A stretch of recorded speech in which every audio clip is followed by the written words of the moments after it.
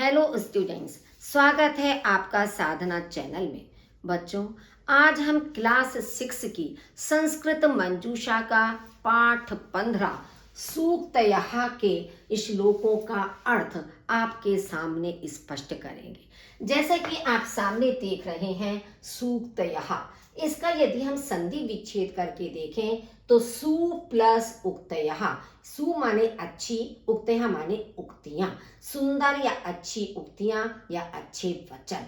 तो जो भी श्लोक आपके दिए हुए होते हैं, जो नैतिक श्लोक होते हैं, वो या तो सुभाषितानी होते हैं या फिर आपकी अच्छी ये सूक्तियां होती हैं जिसमें कि शिक्षाप्रद बातें समझाई जाती हैं, जिससे हम अपने जीवन को सही मार्ग पर ले जा सकते हैं, अपने जीवन में अच्छे कार्य कर सकते हैं, उनसे सत्प्रेरित हो सकते हैं। तो इस तरह की अच्छी अच्छी सूक्तियां या अच्छे वचन आपके इस पाठ के अंदर स्पष्ट किए गए हैं। जैसे आप देख रहे हैं, इसमें लिखा ही है पाठ के प्रवेश में कि आज हम कुछ अच्छी बातें सीखेंगे। किस तरह की बातें? कि परिश्रम करने से सफलता मिलती है, केवल भाग्य के भरोसे नहीं रहना चाहिए। संस्कृत में ऐसे अनेक श्लोक हैं, इन्हें सूक्तियां अथवा सुभाषितानी कहते हैं। सूक्तियां का अर्थ है अच्छी उक्तियां, यानी कि अच्छे वचन। अब आप देखिए, सबसे पहला आपका जो श्लोक है वो क्या है। हस्तस्य भूषणं दानं, सत्यं कंठस्य भूषणं, श्रोत्रस्य भूषणं शास्त्रं, भूषण ही किम प्रयोजनम्।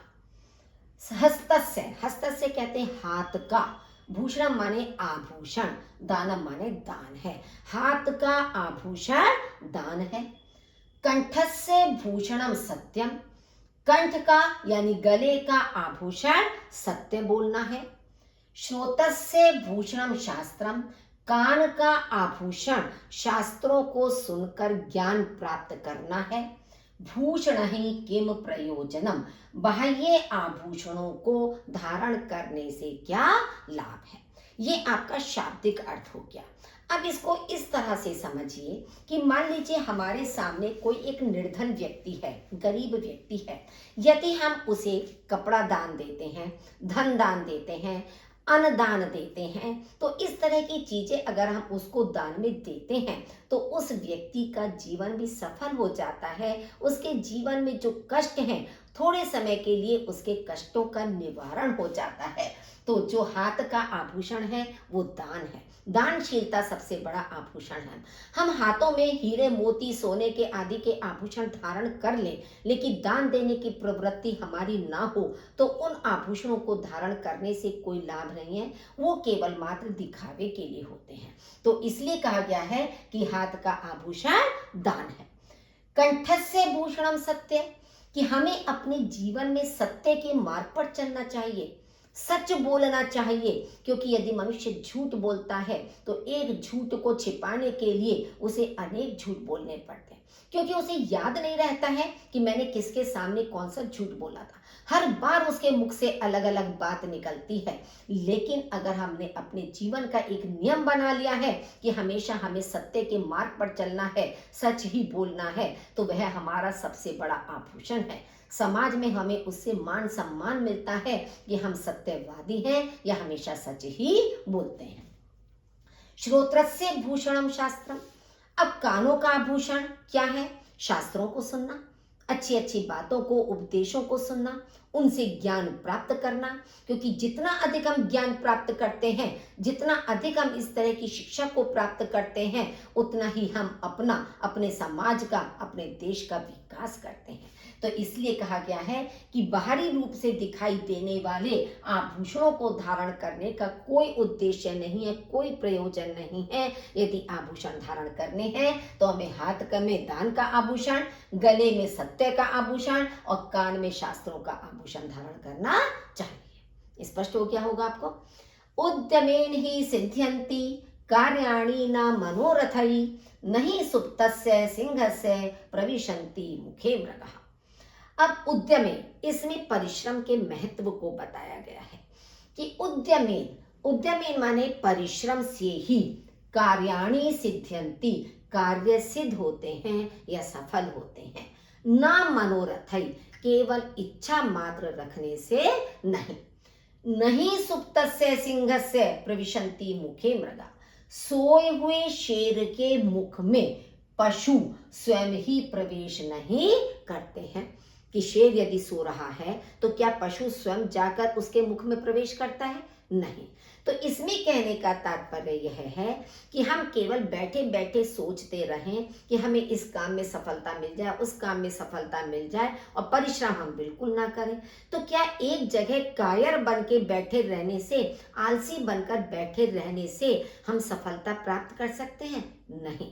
क्यों? जैसे उन्होंने एग्जाम्पल दिया है कि शेर जंगल का राजा होता है, लेकिन फिर भी अपना पेट भरने के लिए उसे अपनी गुफा से बाहर निकलकर अपने शिकार की खोज करने जाना पड़ता है।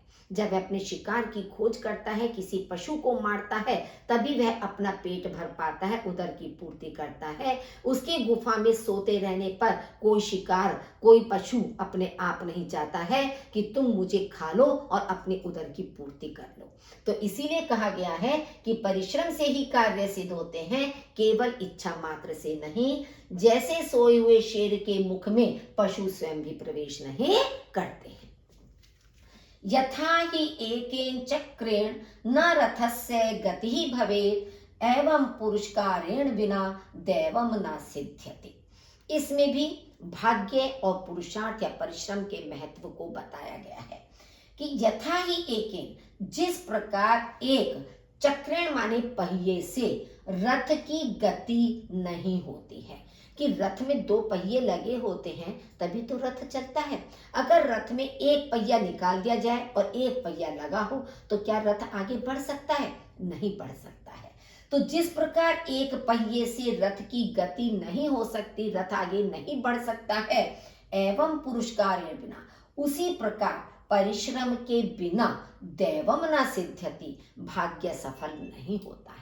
कि अगर हम भाग्य के भरोसे बैठे रहें कि हमारे भाग्य में जो लिखा है वो हमें अवश्य ही मिल जाएगा और अपने आप ही मिल जाएगा, हमें परिश्रम करने की आवश्यकता नहीं है, तो बिना परिश्रम किए भाग्य के बल पर कभी किसी को कोई चीज प्राप्त नहीं होती है, कभी जीवन में सफलता नहीं मिलती है। जैसे एक पहिए से रथ नहीं चल सकता, उसी प्रकार केवल भाग्य से हमारा जीवन सफल नहीं होता है। परिश्रम और भाग्य हमारे जीवन रूपी रथ के दो पहिए हैं, एक के बिना दूसरे से हमारा जीवन कभी नहीं चलता है।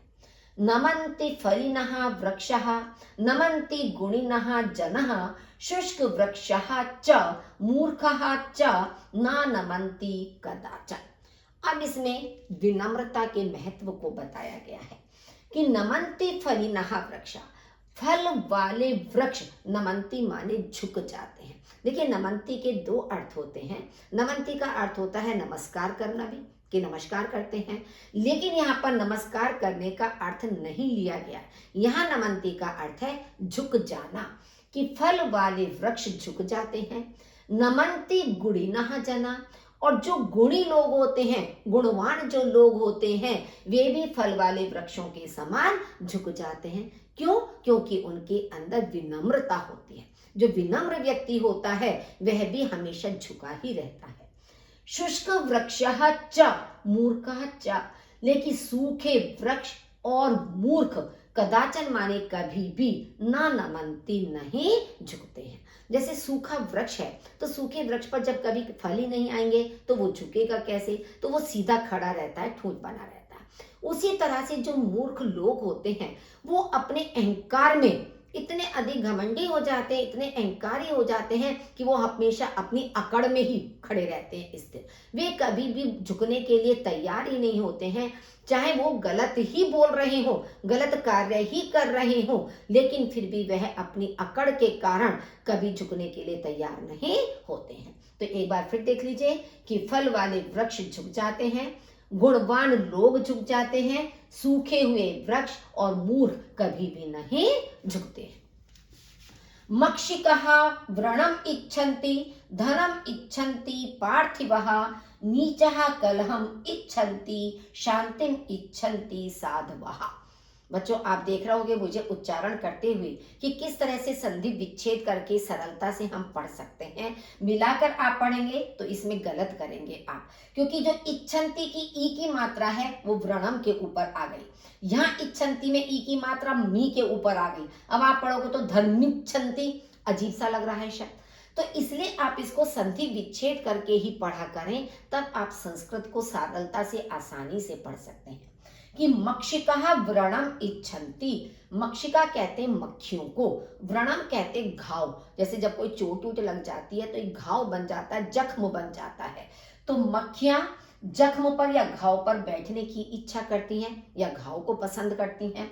धनम इच्छन्ति पार्थिवः, पार्थिवः कहते हैं राजा को। राजा धन की इच्छा करते हैं। क्यों धन की इच्छा करते हैं राजा? क्योंकि उन्हें अपनी प्रजा का पालन करना होता है, राज्य को सुचारू रूप से चलाना होता है। तो राज्य को सुचारू रूप से चलाने के लिए उन्हें अधिक धन की आवश्यकता होती है। तो इसलिए वो कर के रूप में, टैक्स के रूप में अधिक धन की इच्छा रखते हैं। नीचः कलहम इच्छन्ति, जो नीच लोग होते हैं, निम्न प्रवृत्ति वाले, नीच प्रवृत्ति के जो लोग होते हैं वो हमेशा झगड़ा पसंद करते हैं। कलह कहते हैं झगड़े को, लड़ाई झगड़ा पसंद करते हैं।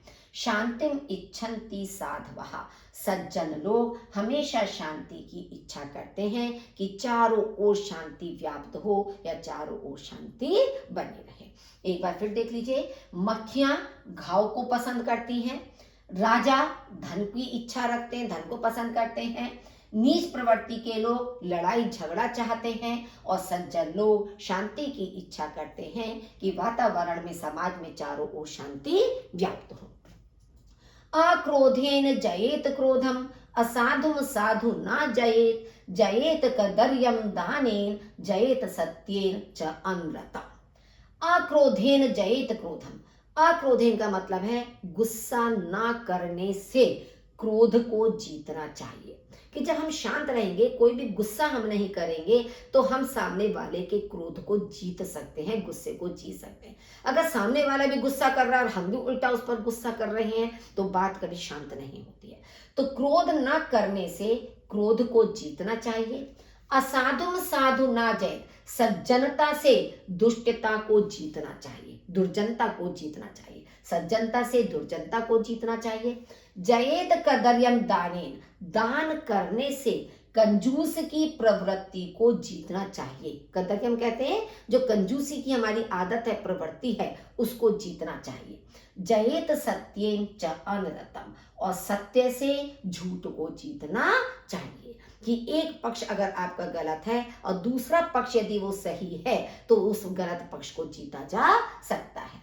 तो क्रोध ना करने से क्रोध को जीतना चाहिए, सज्जनता से दुर्जनता को जीतना चाहिए, दान से कंजूस को जीतना चाहिए और सत्य से झूठ को जीतना चाहिए। तो ये जो आपके श्लोक इसमें दिए गए हैं, इन सारे श्लोकों को आप अपने जीवन में उतारने का प्रयास कीजिए। अगर अपने जीवन में हमेशा आप इसमें सिखाई गई बातों को ध्यान में रखेंगे तो आप अच्छे व्यक्ति बनेंगे, अच्छे विद्यार्थी आप बनेंगे, आपको हमेशा मान सम्मान की प्राप्ति होगी।